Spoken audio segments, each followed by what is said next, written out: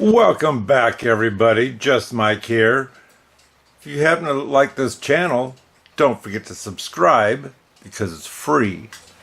Anyway, today we have a 8-day cuckoo clock, and just a note, if you see the date of when this one was made, approximately a year ago, an 8-day cuckoo clock, almost any 8-day cuckoo clock, was going for $100. It's just the way it was. Nowadays, the cuckoo clocks have skyrocketed, and who knows, it might be because of my videos, or Mark's, or some of the other people that work on these clocks. Anyway, let me show you the cuckoo clock I have this time. This is the clock I have. It does say West Germany, so that's after World War II. And I've bought these clocks before on the 1 day with just the bird down below. And obviously those are vintage, where I don't, like I said, I'm not going to say this is necessarily vintage. Measuring from the bird down, we're at 14 inches. And approximately was at 9.5, 10 inches across. This here only has the cuckoo bird. It's got a nice topper. Like I say, this has got the red finish to it. It's not like your older ones where it just has the mud brown on them. This here also has the clips on the back that go over the roof to hold this on. This clock, it didn't come with the pendulum, and I'm going to guess that's okay. I don't like it when parts are missing, but a pendulum's not going to kill me because I can order a new one and possibly get one that's unfinished so I can give it this red stained look. Now, this clock here, most of these 8 days are really teeny, or I consider them teeny. This one's a mid-sized one, but what amazes me is a small clock, and it comes with two 1,500 gram weights. Not sure what's wrong with this clock. You never know when you get these things. It says to remove the clips off the bellows. That's original. If this is a brand new clock, there's nothing on the bellows.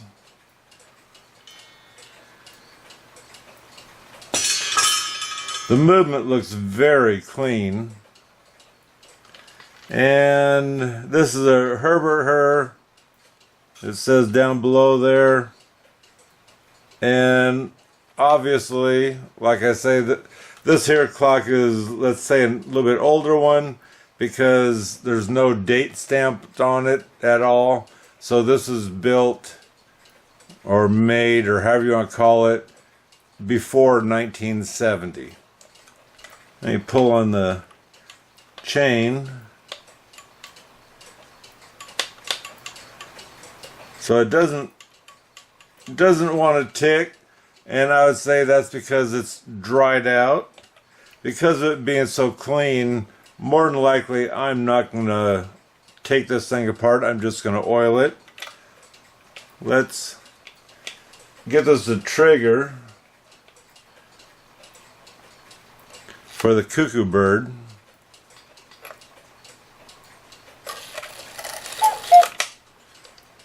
There's the half hour.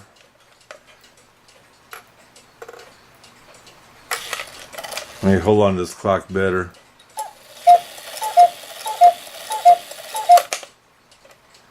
And just for curiosity, on this one here that has the cuckoo, the time cuckoo part, I'm going to hang a weight on there, and let's see the speed of this cuckoo bird.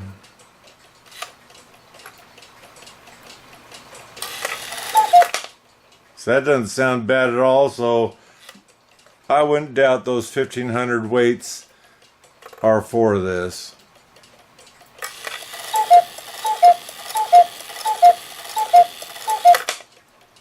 and it's ticking away because I'm turning the hand. And that seems to be ticking okay. So like I say, what I'm going to do is take this movement out. We're going to take the hands off, take the bird loose from the door, and I'm going to take the bellows out because I don't have enough room in here to pull the movement out. And then we're going to oil this clock. And this is what you should do the book says every 3 to 5 years. I pretty much say every 5 to 7 years. And what you're doing is the oil that's in the clock is what you're doing is you're refreshing the oil so it doesn't start drying up, doesn't start gumming up, and that kind of stuff.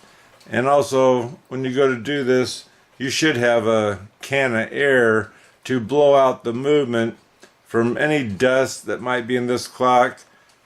They consider a cuckoo clock a dirty clock, and that's because you have the pendulum area open, you have the chains that pull dirt up into the clock. And when I'm saying dirt, I'm talking about dust. You're living close to a road, that's natural to have dust. If you have pets, hair gets on these chains and they get pulled up in, and so that's why you're blowing out your clock. And let's say the dirtier or dustier your house is, the more often you should probably take this out and blow the movement out and re-oil it. So let me get to taking these hands off and the bird off. Actually, I want to take the chains off first. This one here, I don't like them when they're wound up all the way. Normally I'll run these clocks down, but what I'm going to do is I'm going to grab a hold of the chain and try to twist it or peel it out of there, the chain, so it opens, and that way I can get this hook out of here. Otherwise I got to run the clock to have room to get this stuff off. I got it open part way. I'm going to try to hold on to the chain on the inside and work this thing off of here. I don't really have much of an opening on that chain either. I bent one side, I might as well bend the other side too.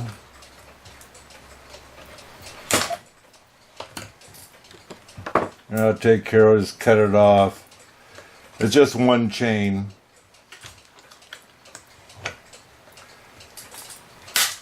There we go, we got the hook off.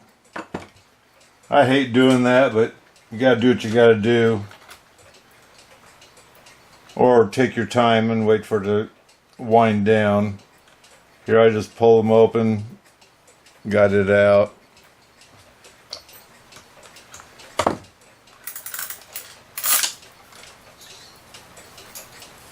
On these chains here, I don't have to worry about which chain goes to what because we don't have a musical part in here, and it also depends on where that music box is, whether the chain's going to be longer or shorter. I'm also going to take out this pendulum wire. What you'll do is put your screwdriver in here and give it a little bit of a twist so that way it'll come right out.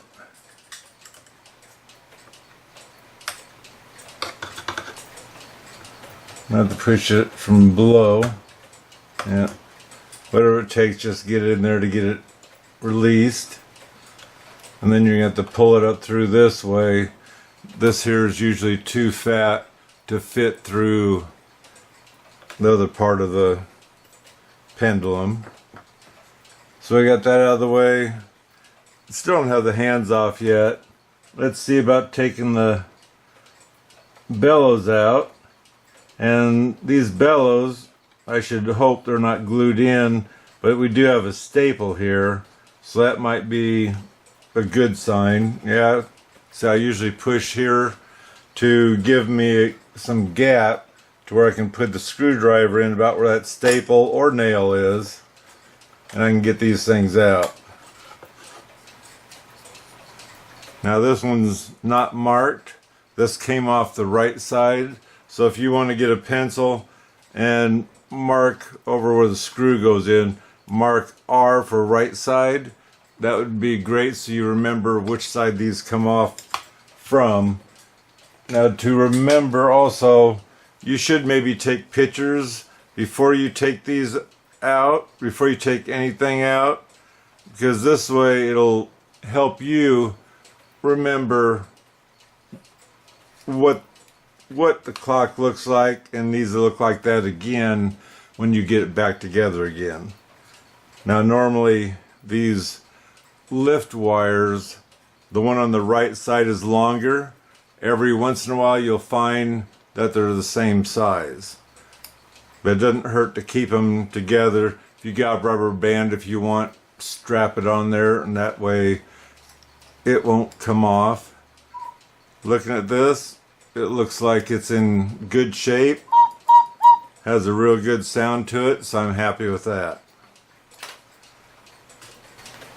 So like I say, when I'm talking about pictures, get pictures straight down and try to make it so you can see the upper arm and the lower arm that go to the bellows. So I have this one unscrewed already. You see I push it out with my finger through the hole there. Get this close to the staple or nail, whichever you have in there.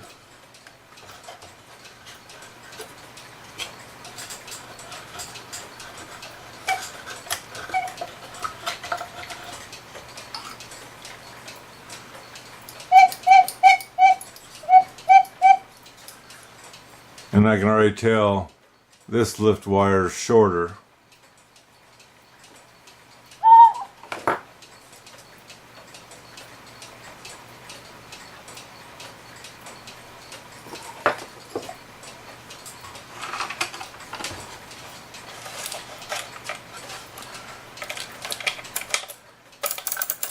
There, we got the chain out. Sometimes when this is laying on its back or side or whatever, it doesn't want to come out because it'll hang up on the other chains as you're trying to pull it through real quick.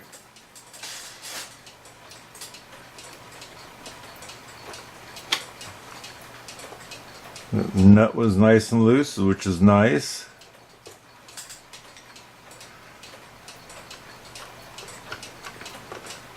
This here, now that nut's off, this here moves real easily. That nut cinches down on here, not super hard, but cinches down on here and makes it so the hands are stiffer so they'll work. Otherwise, more than likely, they won't work because this clock's ticking. So that means this here screws.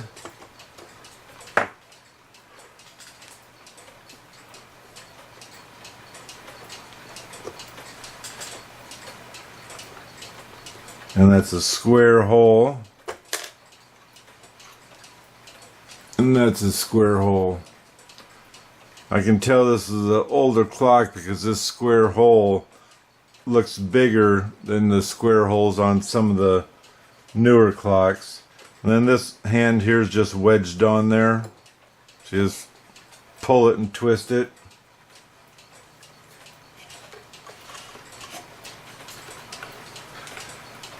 I stick a screwdriver here and give it a twist, and then try to catch it with my thumb and finish lifting it up if my thumb's not too big.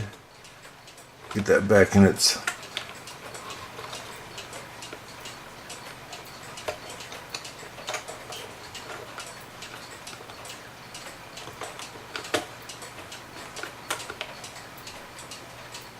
That wire is actually too long, and according to the book, they say don't leave it long. Now, long might be better to getting it out, but otherwise I just cut some of it off so it'll be easier to get it off the door, even though it does bend. So we have 4 screws inside here that's holding the movement, and I'll take them out, then we'll be back. So we should be ready to oil them by now. So I found what was odd on this clock is instead of 4 screws, it had a 5th one on the side because of such heavy weights, I'd imagine.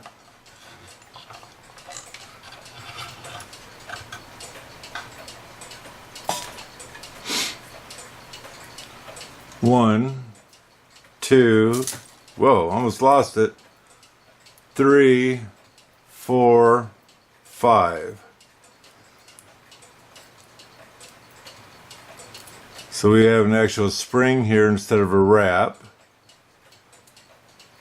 Like I say, this here movement doesn't really look like it's been used very much. We have a little bit of tarnishing going on here, but I don't see nothing out of the unordinary. Anyway, this is a can of air. I bought it at Walmart, wherever. You can buy these for your keyboard to clean them, that kind of, to blow the dust out of them, or your potato chips or whatever when you're working on the computer. And that's what will blow these things out if you have dust. And the clock runs, we'll say. So the only difference about oiling the clock now is I have all these in the way. Now this one's actually pretty good. It looks pretty open, but I'll be looking underneath these levers anyway and moving them to see if I have a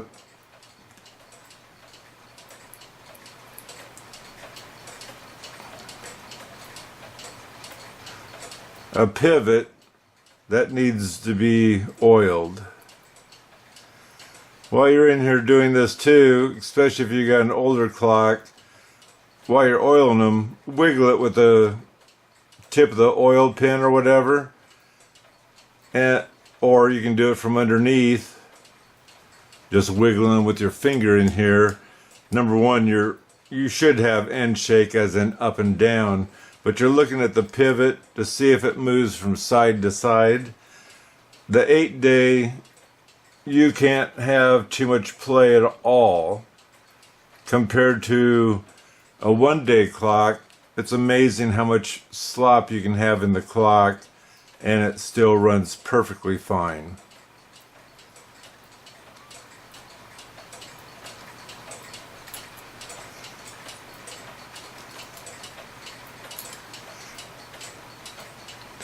And I know I have a pivot underneath here. I can't get to it, so I'll reach in with my oiler and oil just the pivot itself on the end against the plate.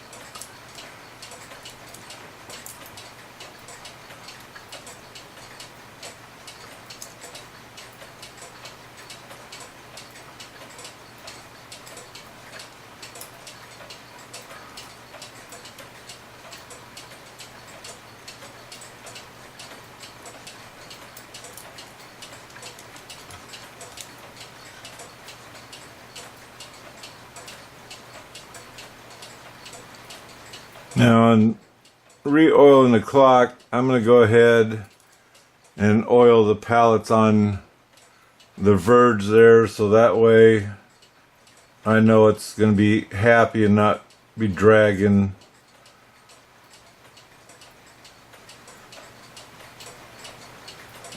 And sometimes you'll hear a clock starting to squeak as it ticks. That's what normally what it is that is dragging across the gear, and it's dragging across the gear, causing the squeak sound.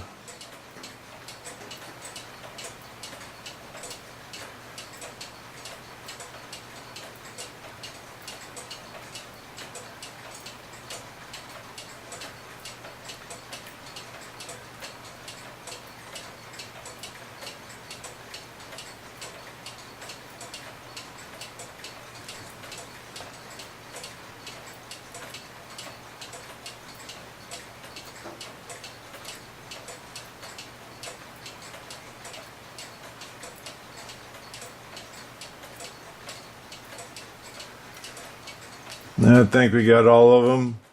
I'm going to try to get in where the clicker is and give it a little bit of lube, because I don't want that thing freezing up on me.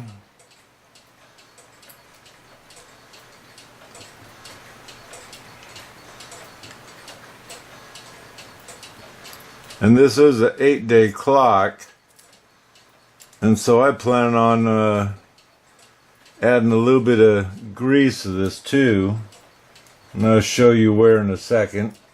Looking for that click. There's that clicker, I think. Yeah, there it is.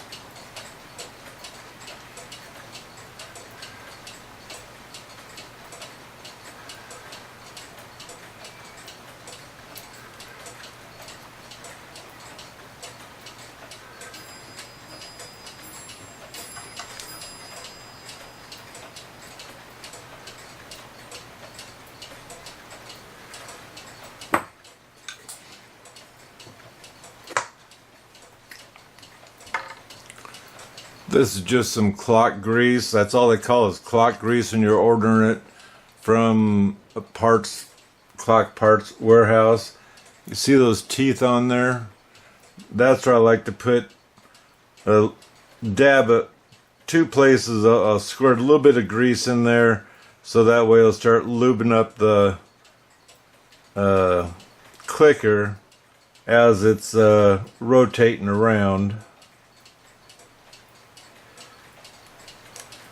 And it'll also quiet it down too.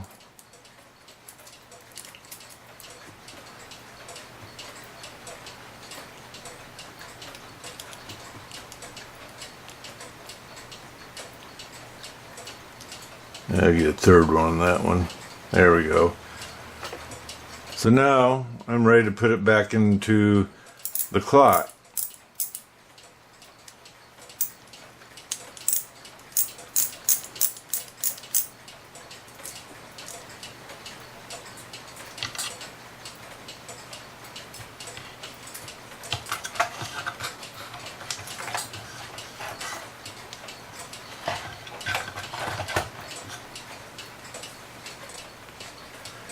Getting this bellow in, and this one pretty much always, not every time, but pretty much always will be the top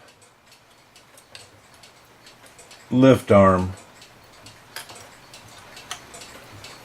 So when you took your pictures, and if you didn't see that, that's normally where it goes.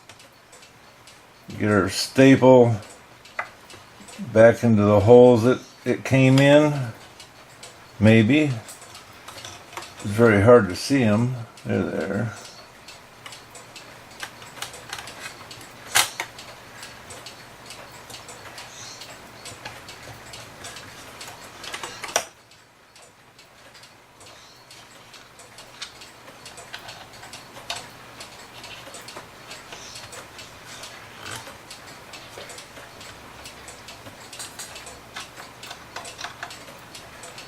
If you have staples, good luck getting it just right.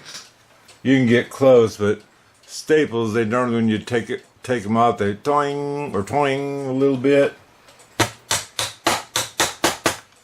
That's close enough. That just popped right in. Now we'll go ahead and get the other one on. What you can do, I know you can't see it. This here, what I do is I kind of slip it down inside the frame so it has room to drop and catch my little lift arm.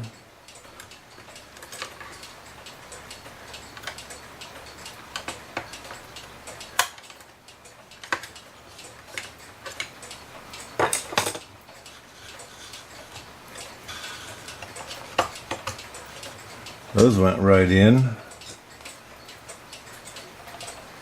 And feel for the hole. Screw that back on. And so now we have it all together. I'm not gonna, well, I guess I can put this in now. Slide it down through.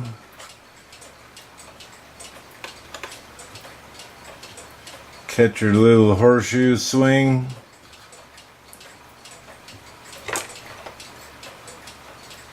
And pinch it back together again. But now we're ready to get the chains in. So to get the chains in, what I do, number one, you want to take off the ring and the hook so you have a blank chain, because you're going to end up having to do it anyway the way this process is. So what you do is you put a screwdriver through the hole and turn the winder to find out which direction it's actually supposed to go in.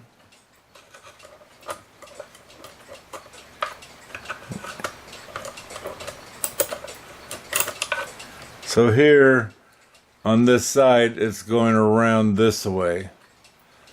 Because if it's going around this way, that means my first hole is where I want to drop the chain in. You drop it down in just enough to catch the winder. You turn your clock sideways, turn it a little bit more, but not a whole bunch, because you don't want the chain sliding down, passing into the gears. Once you get it, let's say, to the top, then you can turn your clock straight, and again with the screwdriver you turn that winder until you can get the chain out through. Give it a 50-50 split so it has even weight on both sides so it doesn't come off as easy. Wrap it around your trim and then do the other side.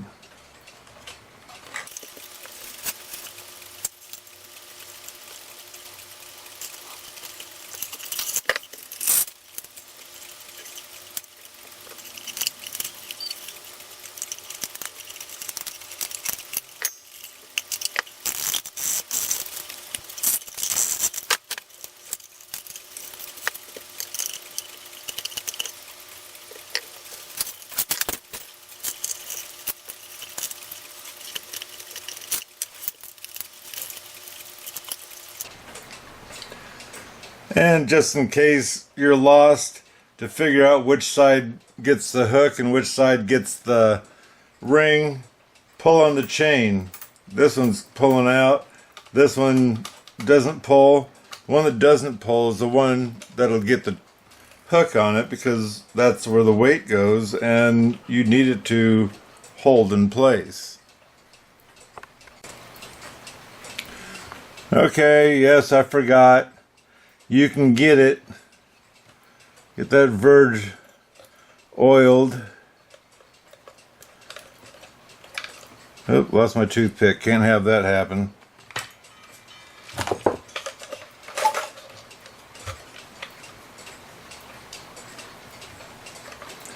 Get both sides of it so it doesn't squeak on you.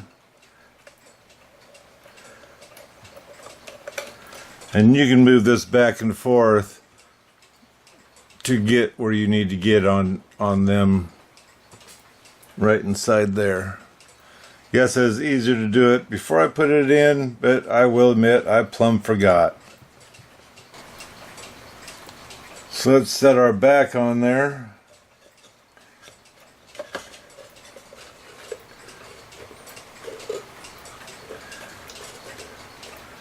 Right there it also says West Germany stamped into the wood.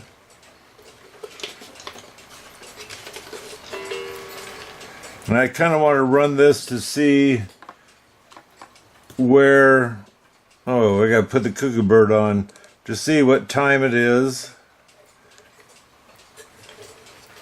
So I'll take the back off again.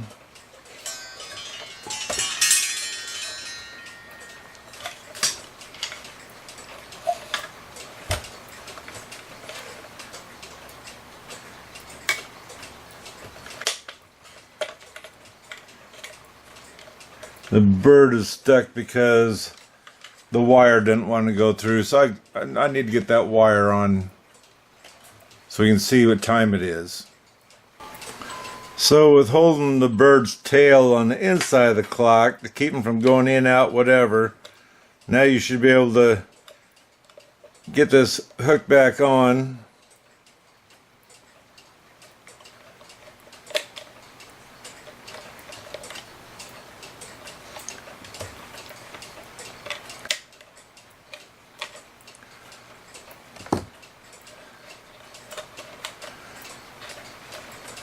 That's too hard on my office fingers.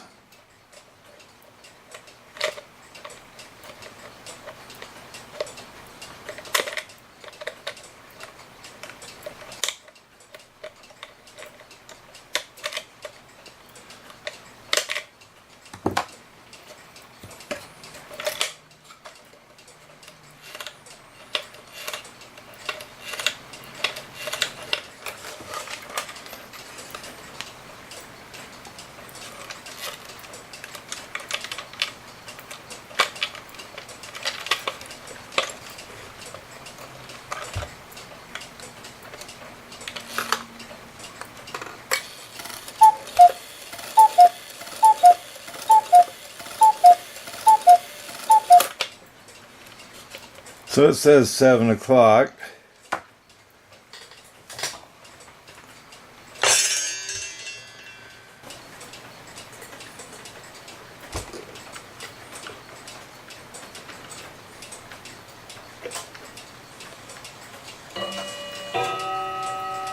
I'm pushing down without pushing clear out here so it doesn't break that off.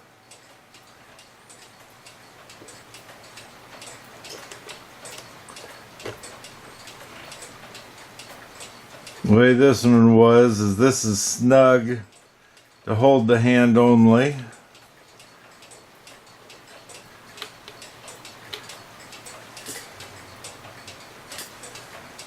And then the decorative nut snug down onto the square shaft that you shouldn't be using the pliers to tighten it, because then it might not turn at all.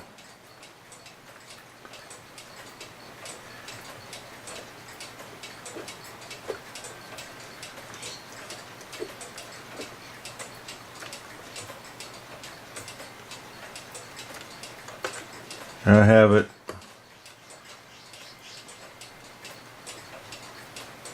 Snug. It feels decent. And I forgot, I normally like to wax my clocks. This one's quite dusty, and normally I'll do this before I put my hands on. And it's nice to dust this thing outside.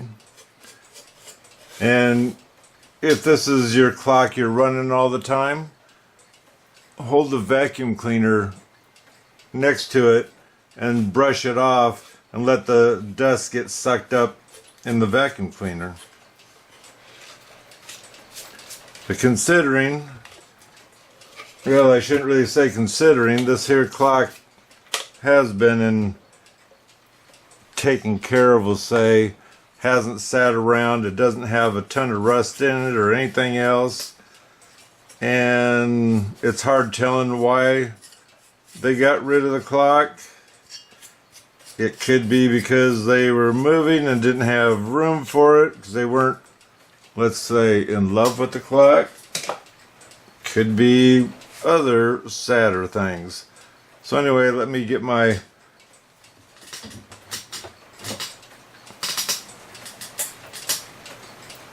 Howard's feed and wax and just give this a coat. It's not desperate like some clocks are that have never had anything done to them, and the wax does help soften the wood to make it so it's not wanting to fall apart as easy. So when you're winding, especially an 8-day clock, it's nice if you can hold on to your clock and pull the weight. You're pushing the clock against the wall, so that way it doesn't want to rock either way and then throw the ticking off.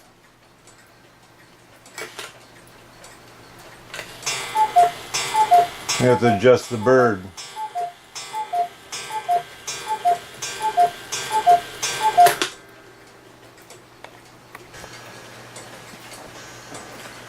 So I had to adjust the wire that the bird pushes the door open. I gave it a little bend instead of a straight shot. This is almost like it's too much for this to open.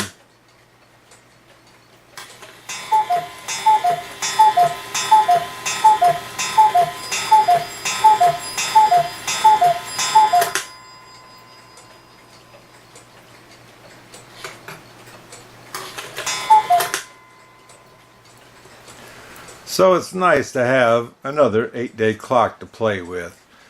Hanging on the wall, that is. Beautiful clock. Still needs a pendulum. Not a big deal. It'll go into the expensive order I normally end up ordering after a while. Anyway, don't forget to subscribe because it's free. And until next time, don't forget to give me a thumbs up if you appreciated this video on how to oil the clock. And until next time, God bless.